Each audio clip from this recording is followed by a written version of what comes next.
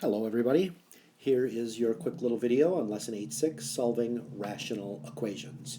You might want to get out a piece of paper, kind of copy down a few little notes, and make some information for yourself here that'll help you to solve these. I have on here two methods of being able to solve those. One of the methods is by using the cross-multiply method, and the other method is used by doing the clearing common denominators method. I like the clearing common denominators method. Cross multiplication only really works when you have one fraction on the left and one fraction on the right. Since this one has one fraction on left and right, you can cross multiply, but I'm going to stick with method 2 because this method works for the easy ones and the more complicated ones. The very first thing you should do is anytime you have a denominator, you should factor it. So this denominator factors into a difference of two squares, x minus 1 and x plus 1. That's, if you FOIL that out, that's how you get x squared minus 1. Now, if this was an addition sign here in the middle and not an equal sign, you would have to get common denominators, and the common denominator would be x plus 1, x minus 1. It would be basically everything on this side right here.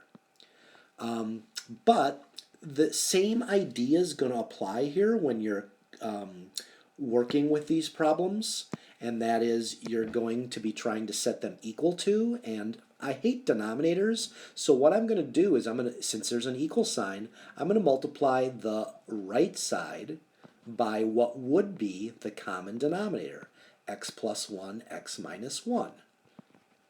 And I'm going to do that same thing. This is a legal maneuver with an equal sign. I'm going to multiply the right side by x plus 1, x minus 1.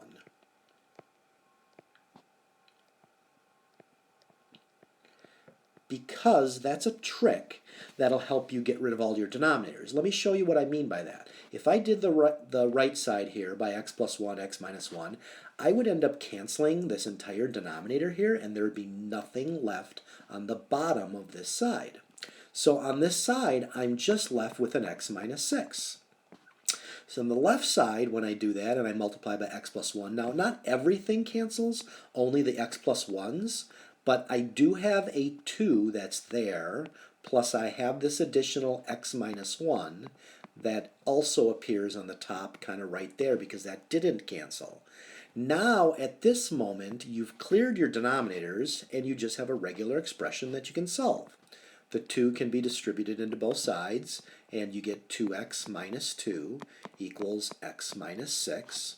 And then you get the x's on the same side, subtract x to both sides. I'm actually going to do both of these at once, and I'll move the constants over there, so that cancels and that cancels. You get 2x minus x is 1x, and negative 6 plus 2 is negative 4. So x equals negative 4. That's my solution, I believe. But there's something called extraneous solutions for these because they have asymptotes. Anytime you have asymptotes or holes in graphs, you must check for extraneous solutions. What I mean by that is you got to go back and plug them in and see if this answer leads to a false result. Now you can plug in the entire negative 4 into every single x if you'd like to, but all I'm going to do is I'm going to check to make sure that none of my denominators in factored form end up to get a 0.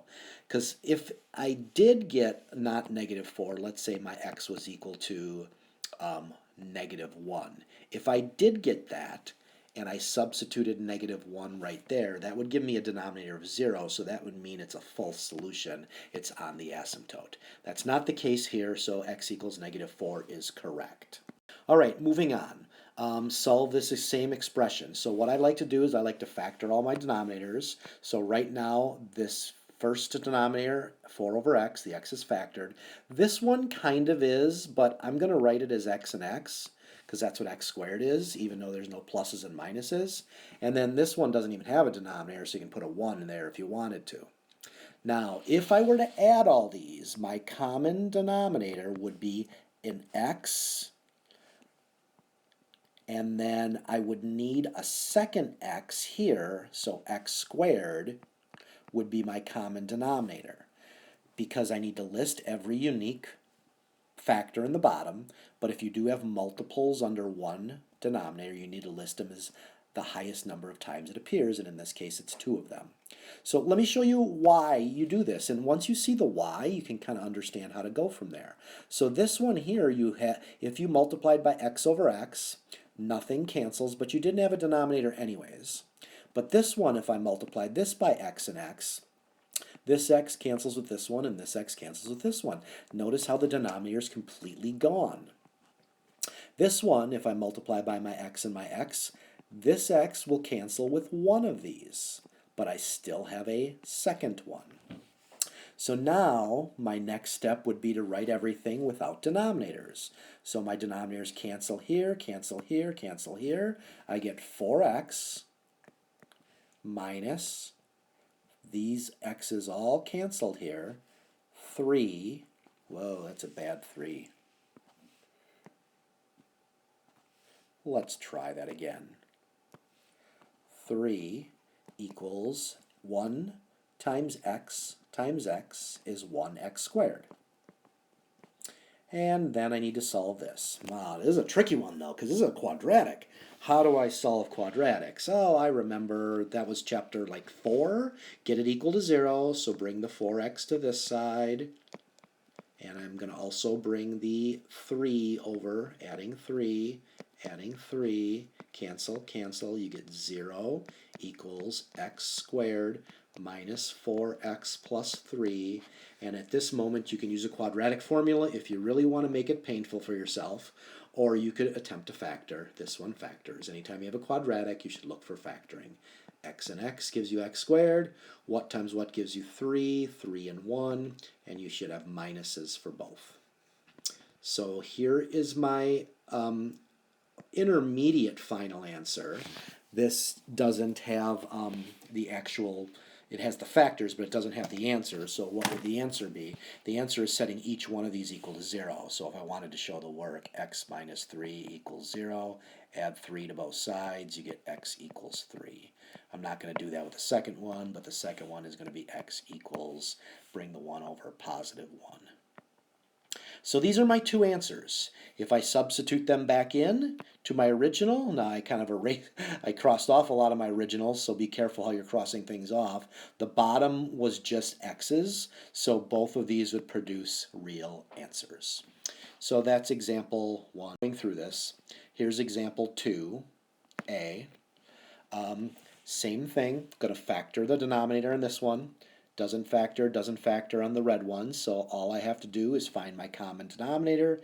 If I did have my common denominator, it would be each factor listed once.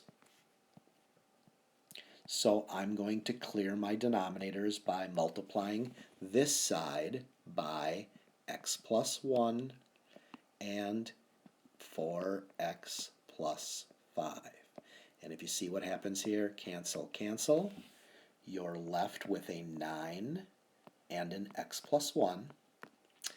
And on this side, if you did the same thing, you would multiply by x plus 1 and 4x plus 5. And not everything would cancel there, but the x plus 1's do. So you'd be left with a 3 and a 4x plus 5. And then distribute, you get 12x plus 15. And distribute this, you get 9x plus 9. And then bring over the 9x, you get 3x. Bring over the 15, if you subtract 15 over here, 9 minus 15 is negative 6. You divide, you get x equals negative 2. So that's the answer to example 2a, x equals negative 2. And if you look at your original denominator, substituting negative 2 does not produce any extraneous solution, so that is your correct answer. Moving on to the right side. So this is very similar to that previous one. If you listed your common denominators, I'll list them down here. If I were to add these, you don't have to, but if I did, the common denominator would be this 3, this x. Now this is a different denominator, so it's a 3. I don't have to put another 3 there, because then that would be the least common denominator. So I already have the 3, so I don't need that middle 3. But this is x squared, which is also xx. Now I have one of those x's, so I need to make sure that I have a second one, because you can't take away anything from denominators. You can only add or multiply to the denominators. So watch what happens when I do this. This is 3x squared, or xx. This is 3xx. And this is 3xx. I'm going to use a highlighter here to kind of cross these off so they don't really officially go away. So as I do this, the 3's cancel, the x's this 1x cancels, this 3 cancels, both of these x's cancel with both of these. So now when I go back and I look, I should always ask myself, are the denominators gone? And they are. So what's over on this side right here? In this first term, the 3 and the x canceled, but I still have this extra x, so I have 11x. The 3 canceled with the 3, so I have these two x's at the top and a 1, but the 1 you don't really need to write. So I'm going to write that as x squared instead of xx. And then equals, and then the x is canceled, so I get negative 4 times 3 is negative 12. Hey, it's a quadratic again. Get it equal to 0. I really don't like having a negative in front of my x squared, so I'm going to bring everything over to the right. So the 0 is going to be on the left side, and if I bring the x squared over, that becomes a positive. If I bring the 11 over, that becomes a negative, and I have minus 12. Try to factor this guy, or if you would like to do a little extra work, you could do quadratic formula, but you don't need to, because x and x gives you x squared, and 12. What times what is 12? That adds to 11. Well, 3 and 4 is 12, but that'll add to 7 or 1 if they're negatives. 2 and 6 is 12, but that'll add to 8 or 4. But the other one that I'm missing here is 1 times 12. That's it. So I've got a 1 here and a 12 here. And how do I get a negative 11 in the middle? If this was a negative and this was a positive, then I would get negative 11 when I add my outers and inners. Now, if that little factoring there stresses you out and confuses you, factoring will never go away in your math career. Google some videos on how to factor, because you need to get good at that. So if I set this equal to 0, I get x equals negative 1. And if I set this one equal to 0, I get x equals 12. And both of these work in this case because they don't produce any extraneous solutions. Okay, both here. Well, I'm going to just do a couple more of these. So this one here, once again, you need to factor your denominators. B minus 1, B plus 1, and then that's my common denominator. Now, there's a little shortcut here to try to not show all this work. Instead of going b minus 1 and b plus 1, you can just say to yourself, you know, I know these are going to cancel. And then if my common denominator is this guy right here, I know the b minus 1 is going to cancel, so the only one I'm missing over there is b plus 1. So a little shortcut there. So you can write it twice if this confuses you and do the canceling, but I just know the one that's missing I need to write. So here's a b plus 1. The one that's missing is b minus 1. So that will cancel all those guys. So I got b minus 1 here. I've got 1 times b plus 1 is b plus 1 there. And I've got a 2 over here. Combine like terms, b plus b is 2b. Negative 1 and positive 1 is 0. That equals 2. And divide. B equals 1. Uh-oh. Here is the first moment in time where I get an answer, and I end up saying to myself, hey, you know what? If I substitute a 1 right there in the bottom, I'm going to get 1 minus 1, which is 0. You cannot have a 0 on the bottom, so this answer is false. There is no solution for this problem. This is an extraneous answer, which we've talked about earlier in the year, so hopefully that makes a little bit of sense for you. Through our last one here.